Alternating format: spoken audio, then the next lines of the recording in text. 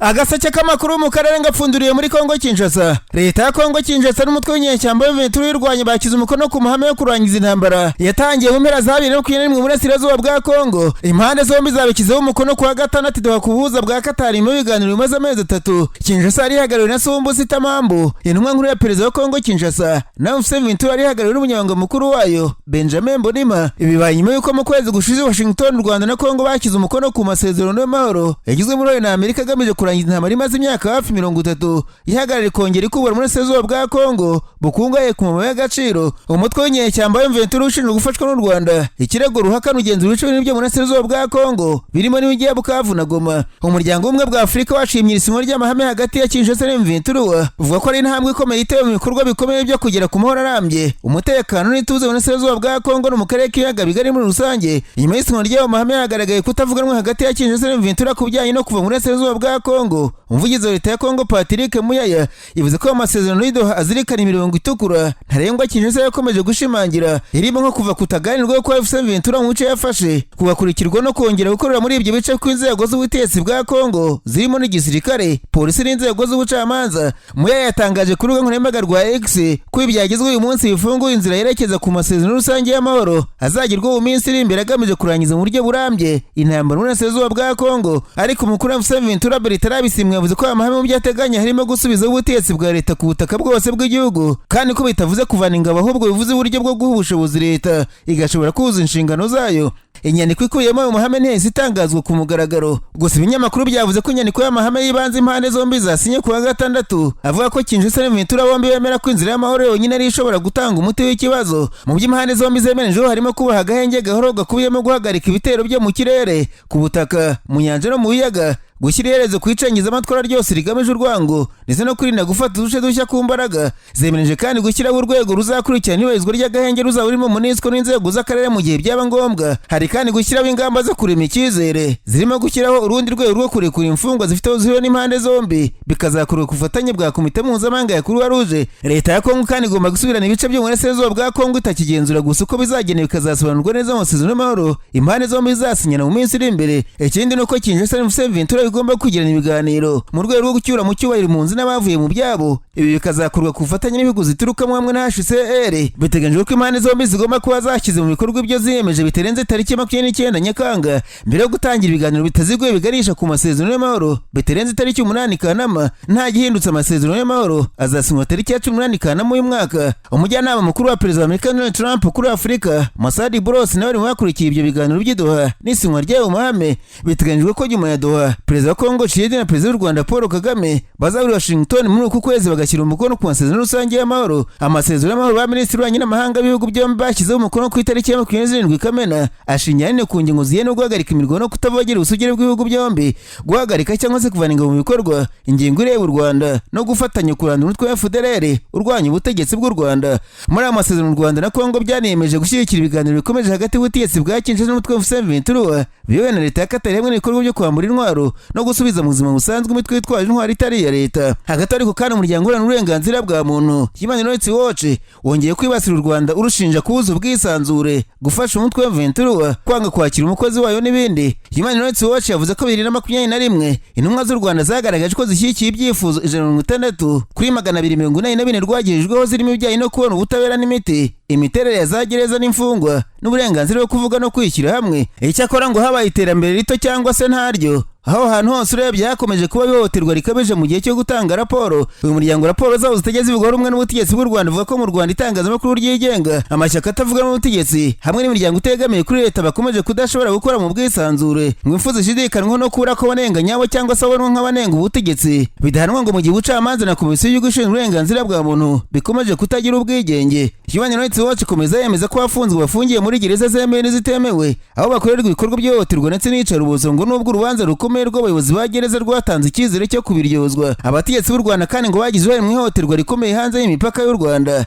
Human Rights Watch iti guverinoma yatanze inkunga y'abasirikare, ibikoresho ndetse n'izindi nkunga ku mutwe witwaje intwaro M23 ukora ibyaha muri Kongo Kinshasa, aho ingabo z'u Rwanda zagiye zirenga ku mategeko mpuzamahanga arengera ikiremwamuntu harimo n'ibyaha bigaragara by'intambara. Uyu muryango kandi wemeje ko muri Gicurasi umwaka ushize abashinjwa binjira n'amasohoka mu Rwanda bangiye kwinjira Clementine Domonjoye, umushakashatsi mukuru muri Human Rights Watch ageze ku kibuga cy'indege mpuzamahanga cya Kigali bwazaga mu Rwanda guhura n'abadiplomate. Demonje ngo umushakashatsi wa kane mu by'uburenganzira bwa muntu ujwe kwinjira mu Rwanda kuva 2008. Uyu muryango kandi wavuze ko imihate yo gutanga ubutabera kuri jenoside yakorewe abatutsi 1994 ikomeje nyuma y'imyaka irenga 30. Yavuze ko inzego z'ubutabera zo mu Rwanda zakomeje gukora iperereza no gukurikirana imanza za jenoside mu gihe gikurikiranwa benshi mu bakekwaho gukora jenoside hakurikijwe iteganywa n'amategeko y'u Burayi. Nararanganije amaso y'inyamakuru byandikirwa muri Uganda. Abanyamakuru bakiza amakaramu ku mpapuro barandika manitwe mu matora y'ugarishya Karere mu nteko ishinga amategeko y'u Uganda. Umukandida Isaac Tukunda uruhanganye na General Henry Tumukunde mu karere ka Rukungiri arebe ko arika nyuma y'uko uyu general wigeze kwiyamaza kuba perezida wa Uganda amutsinze uruhe nakoreje igitinyiro n'amafaranga. Bwana Isaac Tukunda mu gahinda kenshi yavuze ko amatora yo guhangana General Tumukunde yari byenda gusetsa kuko abantu bose baba amafaranga batori hoze mu gisirikare kandi ngo ari inzego z'ubutegetsi zitagaragara zarebaga ikijisho umuntu wese washaka kuba yatora ukundi kutari buko. Uyu muturage yavuze ko General Tumukunde yaba yarashoye miliyari y'amashiringi ngo kunde abone itike yo guhagararira ishyaka rimaze imyaka hafi 40 ku butegetsi ndetse ngo ijwi rimwe uko byari guhagararira nyuma y'umukandida wahita guhabwa 50 by'amashiringi. General Tumukunde yerutse kubazwa impamvu ashaka kwiyamamaza kuba umudepite mu nteko ishinga amategeko kandi yarigeze kugaragaza ko yuko kuba perezida wa Uganda. Avuga ko buza y'uburyo kama y'ubumoso mu matora muri iri shyaka riri ku butegetsi yamaze yavugwamo zamaguye kuba kandida ndetse uwatsinzwe na General we yavuze ko hatabayeho gutera ubwoba abantu bari naremba bagatora babishaka nta mudepite wayo n'umwe waboneka mu nteko ishinga amategeko kuko abantu bose barambiwe amanyanga bo muri iri shyaka. General Henry Tumukunde ntagira icyo atangaza kuko yibye amajwi ubu ngo aracyacecetse. Abantu bagiye bahangana General Tumukunde mu matora bose bavuze ko koresha igitinyiro ageze mu gisirikare agatera ubwoba yaba abatora cyangwa se abatoresha bakamutora ku neza cyangwa se ku nabi. Agaseke k'amakuru mu karere ngavunikire muri Tanzania. Abanyamakuru bakoze ba muri no barandika manitwe cyakasiye muri ku butiyete yateje urondogoro mu iki gihugu nyuma yo gusubika inama karundura ku rwego rw'igihugu yari kuba tariki ya 18 na 19 ukwezi. Ku munota wa nyuma hagatangaza ko habaye ikibazo cya tekinike. Ibinyamakuru bya Tanzania byavuze ko ishyaka riri ku gitutu nyuma yo kwara ambasaderi wa Tanzania muri Cuba yeguye kuri uyu mwanya akavuga ko mu ishyaka harimo akajagari cyane kugenda nyine umuryo abantu babwamo imyanya. Ntiyasobanura ubwoko bw'ikibazo cya tekinike cyabaye ariko inama ngo niyo kwemeza abakandida mu myanya y'ishyaka. Hari amakuru ko harakozwe umunyanga mu kuba abantu bari bagenwe kuza guhabwa imyanya muri iri shyaka rimaze imyaka myinshi ku butegetsi muri Tanzania bikaba byari byateje sako yuko ambasaderi Puripori yabinenze. Ishyaka isemi ryanenzwe uburyo ryagennye perezida Smith Ruhasani nka kandida perezida mutora mu kwezi kwa 10 uyu mwaka nta matora abaye guhera hasi nkuko byari bisanzwe bigenda. Iki gihugu kimaze igihe kinengo ko kiniga ubwisanzure bwo kuvuga icyo umuntu atekereza ndetse uyu Puripori weguye ku mwanya wa ambasaderi akanenga uko igihugu gitegetswe yatangiye kugaragaza ko bene wabo batangiye inzira y'umusaraba yo gutotezwa n'ubutegetsi. Hanze y'akarere muri Afurika mambwira ko bagize bana bitwaje intwaro bisha abana 9 muri leta ya Zamfara iherereye mu majyaruguru y'Uburengerazuba bwa Nigeria bashimuta barenga 100. Umudepite mu nteko ishinga amategeko wa Nigeria Hamisu Isa yatangaje n'amakuru Reuters ko igitero cyagabwe mu gace ka Cairo ku itariki 18 Nyakanga uyu mwaka turimo ati yashimutswe abantu batari munsi y'ijana barimo abagore n'abana. Ubu tuvugana bari gusaka inzu kwindi bashimuta abantu.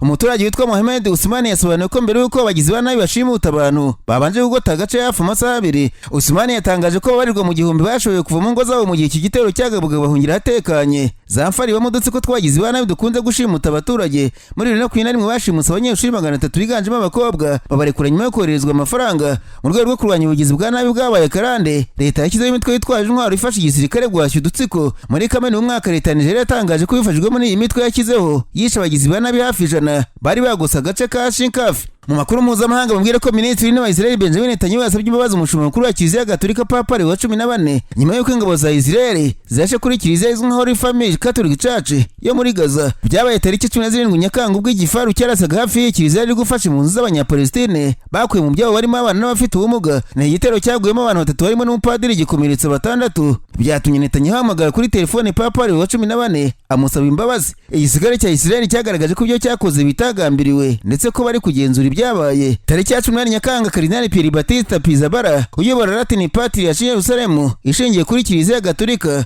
n'umuyobozi wa Greek Orthodox Church Yerusalemu bemere gusura Gaza kureba ko iyo Kiliziya yangiritse. Netanyahu yasabye imbabazi ndetse aburiza imiryango yabuze abo muri icyo gikorwa avuga ko kitari kigambiriwe. Mu kiganiro hagiranye na Netanyahu Papa Leo wa 14 yongeye kugaragaza ko hakenewe guhagarika intambara ndetse asaba ko abantu hagenewe gusengera muri Israel na Gaza harindwa byihariye bikabuka nk'uko no kurinda abaturage b'ibihugu byombi. Kuva Israel yagaba ibitero mu kwakira kw'imyaka 2 ishize kuri Gaza Abanyapalestina barenga 107 bamaze kugwa mu mirwano. Yagaba ibyo bitero nyuma y'uko umutwe w'amaso wari umaze kugaba igitero muri Israel ukica abantu 1,200 barashimutwa. Nubwo Netanyahu yasabye imbabazi ku itariki ya 18 Nyakanga ibitero muri Gaza bigabwa na Israel byarakomeje Algeria yatangaje ko barenga 40 bamaze gupfira muri ibyo bitero byavubaga kumirika abandi 100. Hanyuma ariko kana amazeri wa Amerika muri Turukiya Tom Barak yatangaje ko Syria na Israel bemerejwe guhagarika imirwano mu ntambara byari maze hafi by'umweri bihanganyemo. Iyi ntambara yatangiriye mu mirwano y'abaduruze n'abarwanyi ba Bedouin bashyigikiwe na leta mu majyepfo ya Syria mu ntara ya Suwaida ku itariki ya 13 Nyakanga, ubwo mu bacuruzi bakomoka mu baduruzi byavuga ko yashimutswe n'amasuni. Ingabo za leta ya Syria zinjiye mu mirwano kugira ngo zihoshe intambara. Tariki ya 15 ingabo za Israel zinjiye muri iyi ntambara zivuga ko zigiye kurinda abarabu b'abaduruze batewe n'imitwe y'abarwanyi bashyigikiwe na leta. Israel kandi yagabiye igitero gikomeye ku nyubako ya leta ya Syria harimo n'icyiciro cya Minisiteri y'Ingabo ya Syria. Hari tariki ya 16 kuva tariki ya 13 Nyakanga intambara hagati y'imani zihanganye yari imaze kwicirwa abantu 350 muri Suwaida nk'uko umuryango wita ku burenganzira bwa muri Syria wabitangaje. Batandatu muri bo n'abana mu gihe abagore ari 9, abarenga 130 nibo bari bamaze gukomereka. Ingingo yo guhagarika intambara igizwe na Turukiya, Jordania n'ibindi bihugu bituranye n'ibihangange nk'uko Barak usanzwe intumwa yihariye Amerika muri Syria bitangaje ku rubuga rwa X. Barak yavuze ati turasaba abaduruzi n'ababeduwe n'amasuni guhagarika imirwano hanyuma bafatanije n'abandi bakubaka Syria nshya. Abayo bunze ubumwe yimakaza amahoro igaranira iterambere ifatanije n'abaturanyi bayo. Icyakora kugeza ubu nta ruhande ruremeza ibyakagahenge y'Abasiriya na Israel. Perezida wa Syria Ahmed al-Shara ku itariki ya 13 yavuze ko ingabo za leta zatangiye kuva muri Suwaida aho intambara yatangiriye. Guverinoma ya Syria kandi yavuze ko igiye guhagarika imirwano ndetse harebwa uko haganirwa ku gahenge n'abaduruze. Perezida Ahmed al-Shara yashinje Israel guca ibice mu baturage ba Syria. Amerika nawe yinjiye muri iki kibazo ndetse umunyamabanga wa Amerika ushinzwe ububanyi n'amahanga Marco Rubio aganira kuri telefone na mugenzi wa Turukiya ku itariki 18 kuri iyi ntambara. Imani zombi zisabwa kugira uruhare mu guhagarika imirwano. Nsoze mabwira ko Minisitiri w'Ububanyi n'Amahanga y'Ubwongereza yafata ibihano bamaneko benshi b'Uburusiya kubera igikorwa kirambye cy'ubugizi bwa nabi bwo kuri mudasobwa. Ivuga ko bakoreye ahantu harimo no mu Bwongereza amatsinda 3 yo mu butasi bwa gisirikare bw'Uburusiya bwitwa GRU n'abamaneko 18 bahanwe kubera gushinjwa gukwirakwiza akajagari n'akaduruvayo ku mategeko yatanzwe na Perezida w'Uburusiya Vladimir Putin.